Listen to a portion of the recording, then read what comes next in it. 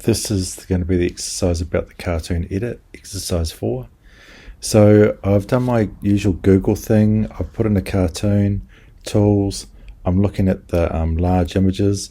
With this, you want to try and keep the image as simple as possible. So for instance, these ones where they look like they're a little bit more 3D, or they've got a lot more shading, they become a lot more difficult to do, and you'll see the reason why. So if I go down here, where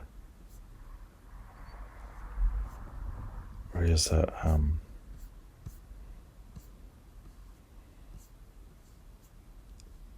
Image that looks pretty good.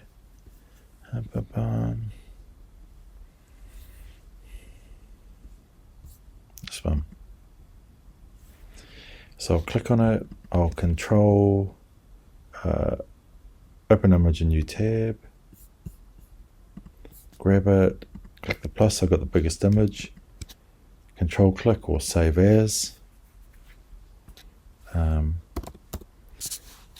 Tom, and just where I'm going to save it to the trades. So coming off the net, this will be an RGB image. So we'll jump to Illustrator. That's the one we're using this time. We make a new file. It's already got it in here. So pixels needs to be 800 by 800, and the color mode needs to be RGB. It's important. Okay. Because we've picked a big image, instead of opening or dragging in or anything else, you need to go File, Place. Find that image. Now I'm going to make sure it's a link. That should be on automatically. It was a bit weird, it was off. If I go Place, if I click, it's going to chuck that image in at its size, and if I hold down the Shift key and drag, I can scale it. If I delete that, an easier way to do it is I'll go Place. If I know it's a good size image, Place, and I'll click and hold down and drag, and when I let go, that's the size that it'll be. So now I'm just going to pop open my layers. I'm going to lock that layer and make a new layer, just so I can't bump it or mess with it. My swatches are open. If they're not, you can always find the swatches in here under the window. Now the reason for this is I'll get the eyedropper tool, which is the same as just hitting the I key, the letter I, and I can get some of these colors. So now I'm going to go click, I've got that color, it comes up in the swatches, I'll drag it, drop it, and it comes in there. So I'm just going to get these colors, drag them in. I'll zoom in a bit by going Command plus, make sure I get the same color black. Just getting a whole lot of colors from the image so that I know that everything's going to match up. If I want to make my own little folder, I can click, shift on all those colors, click new folder, call it whatever I want, and I'll get them all down here. Now the thing I'm looking for is I need to adjust this image, but with the same kind of quality of line. So what I can see with this line is that it goes from thin to thick all the time, thin at the ends and then coming around. So if I go to my layers, I've got my new layer here that I'm working on. In this case, I can use the pen tool, but in this case I'm going to go to the pencil tool, double click, and push the fidelity all the way up, switch off, keep selected, go OK. And this means I can kind of draw a bit of a wiggly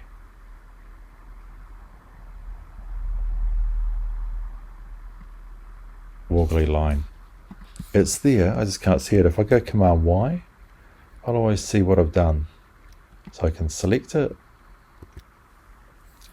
Because it's just a line, I know that it'll still fill the shape without a line. So if I go fill, and I find the color, it's the same as Tom. If I click on line, and with the swatches, I pick that black that I selected from this image. And then with the stroke, and either I can find it there, or you can have properties, will also have it. I can make it a bit thicker. So it looks like it's about the same thickness as the rest of the image. And you can put in little percentages and things here as well. So what I can do is I can do things like I can come in here and I can click on the word stroke. I can round the edges, but it still looks a little bit artificial. So one of the things I like to do is there's this tool here that's called the width tool, Shift W. Looks a bit like an upside down octopus. If I get this, if I click and drag,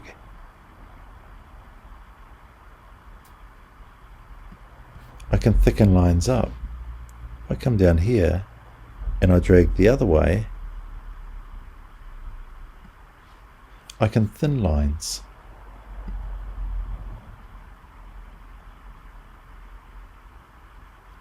Drag the drag the other way, make it a bit thinner, and you can see that this is going to start to tie it in with the rest of the image. Thick and thins. You know, I can change it if it doesn't look quite right. So let's come in here and try it again. This time I'm going to use the pen tool. P for pen is another way of doing it. And I'll come in here.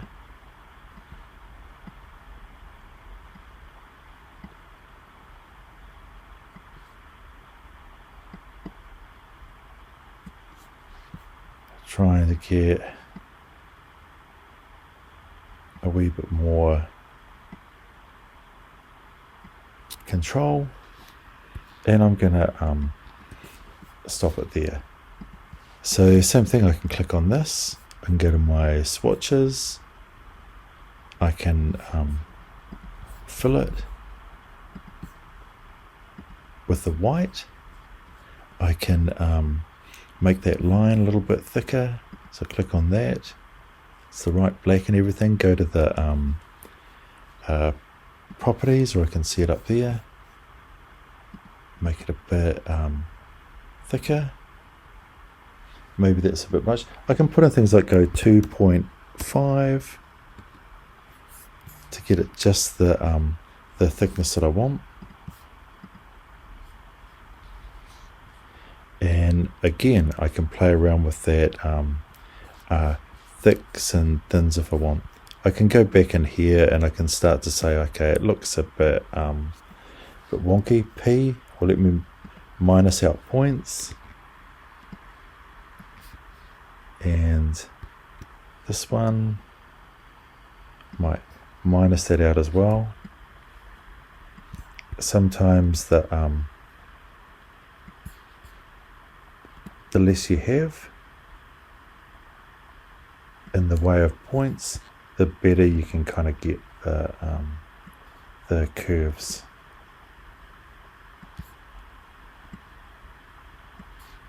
Just a little bit sharp there, and of course I can get the points and drag them around a bit if I want to start it right up here.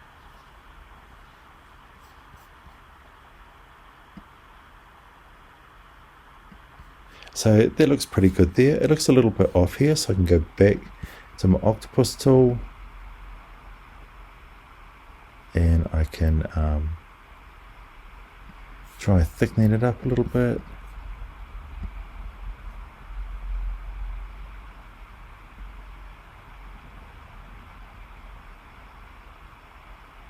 moving it into a position. I can use the arrow keys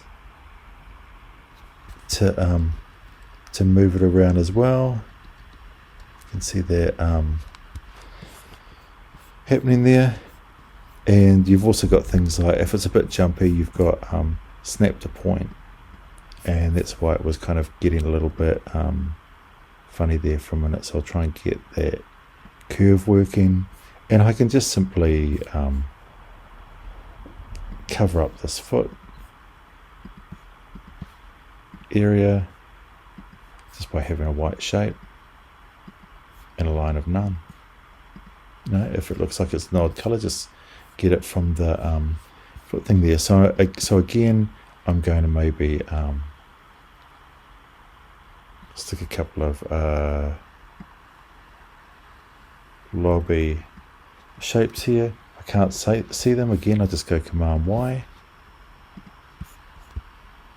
Shift, Command Y, and I just need to make them the right kind of black. Again, I think I had 2.5 before, and I can go to the stroke. I can round off those ends, come to the octopus again, and again just grab one at a time.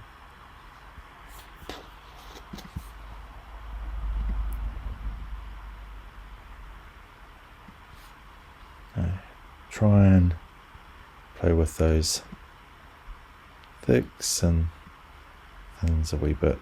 Pop this one out. Here we go.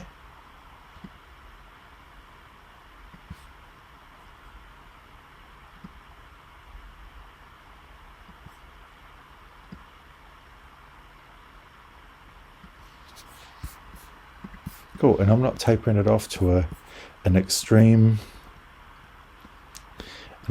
point. And this one here, I'm just going to cover up that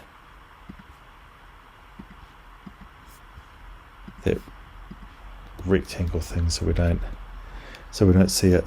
Command 0, and that's it. So we're trying to edit the image so it looks like it's part of the original cartoon.